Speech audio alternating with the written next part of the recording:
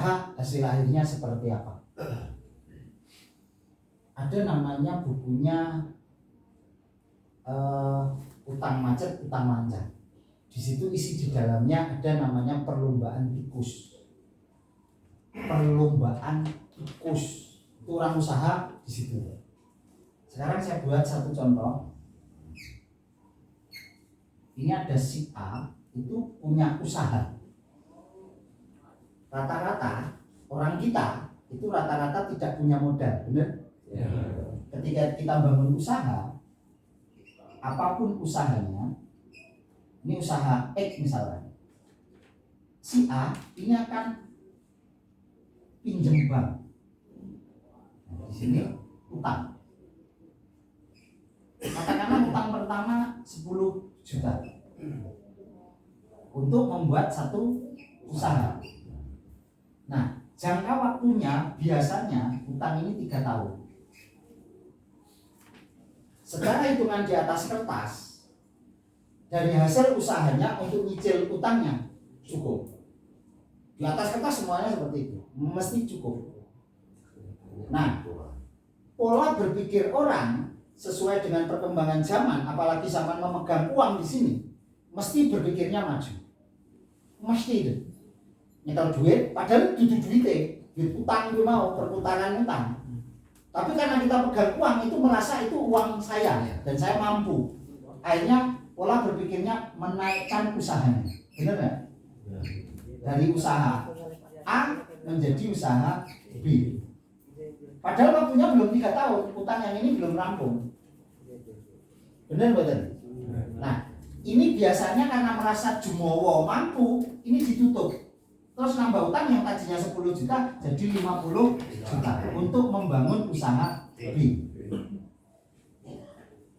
Sifat manusia pasti seperti ini, itu pasti. Tetap di sini mampu. Wah, enteng gak iso. Ini belum 3 tahun, nambah lagi usaha C. Menaikkan usahanya. Sifat manusia pasti seperti itu, akan menaikkan usahanya dan menaikkan hutangnya jadi 100 juta. Ada yang punya hutang sampai 100 juta? Banyak. Nah, di sini pun sama. Ini akan menaikkan usahanya lagi jadi D. Dan ini naik jadi 500 juta. Nah, dari 500 juta naik lagi. Usahanya ini naikkan jadi 1 miliar. Saya pernah alami ini.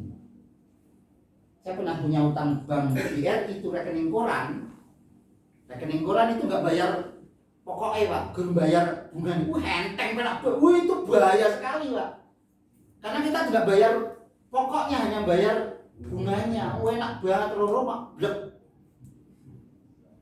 Ini namanya perlombaan tikus Pak. Naik. Garansi 1000% Anda akan tertimbul. 1000% tertimbul. Sampai jenenge perlombaan tikus, perlombaan gali lubang. Ya mesti kurukan. Itu hukum alam.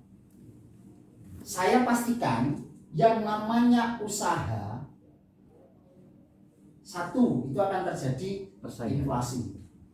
Nilai uang zaman 10 atau 20 tahun yang lalu dengan sekarang itu sudah berbeda. Itu di situ. Jadi nilai itu akan berkurang. Yang kedua, manusia itu membangun sebuah usaha itu punya gelombang, karena alam ini pasti yang namanya detak jantung itu kan semua gelombang Pak. Nggak ada yang lurus, nek lurus ki mati Pak. Nek lurus mesti mati, mesti ada gelombang. Bumi saja ada gunung, ada lembah. Jangan pernah berpikir bahwa semua perjalanan ini lurus lempeng. Jangan pernah berpikir itu. Orang di sini mesti mikirnya lurus Pak ini. Padahal yang namanya usaha setiap 5 tahun itu akan terjadi jatuh Pak. Di masing-masing itu. Kalau Bapak percaya boleh buktikan. Penyebab jatuhnya itu banyak. Bisa jadi perubahan zaman. Contoh, saya dulu punya usaha milik bank, usaha wartel Pak. Kelingan nggak zaman wartel? Dulu nggak ada yang punya HP. Saya buka warung telepon, nilai bang pak, nggak buka wartel. Sing ngantri telepon gua ngantri pak, tahu-tahu semua orang punya HP, tutup.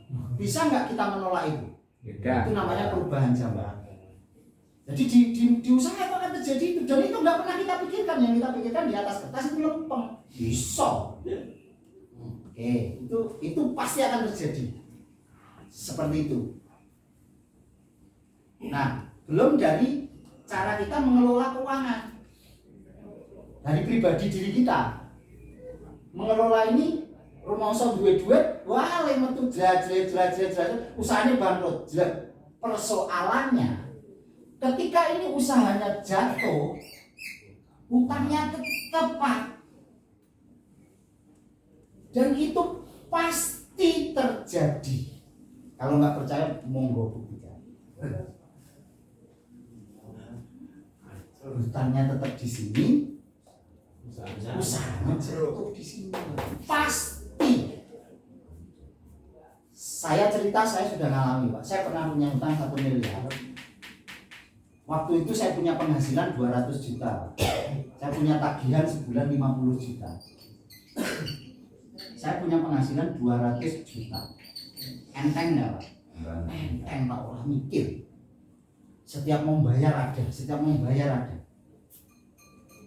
Tapi yang namanya perjalanan hidup tadi, dari berbagai persoalan, akhirnya usaha saya jatuh. Saya dulu mobil nuwun sewu gantungan kunci wakai Pak. Arep lumayan dari milih sesuai dengan, serius saya nggak ngapusi. Dari milih. Duit saking akeh Pak. Tapi begitu usahanya jatuh, jelek, kicik, utuh. Utang. Jadi kita yang kerja bertahun-tahun ini, karena di sini ketika ini jatuh, sama akan ngalami Pak. Golek duit 50.000 saking angel itu sama akan ngalami. Karena saya sudah ngalami. Saya dulu pernah punya penghasilan ratusan juta bahkan miliaran, itu ngalami Pak. Tapi saya pernah ngalami setelah itu, golek duit 50.000 saking angel itu ngalami Pak. Serius saya. Enggak ngeden-ngedeni saya. Nah, pada saat itu ini harus diselesaikan. Jadi apa yang kita kumpulkan di sini, rumah, mobil, semua kita jual untuk menyelesaikan ini belum cukup. Kalau nggak percaya, monggo buktikan. Saya cerita pada diri saya. Dan pada saat jatuh ini, Pak, anak, bojo, tonggo, konco, sopoe ngadoh, Pak. Serius ya?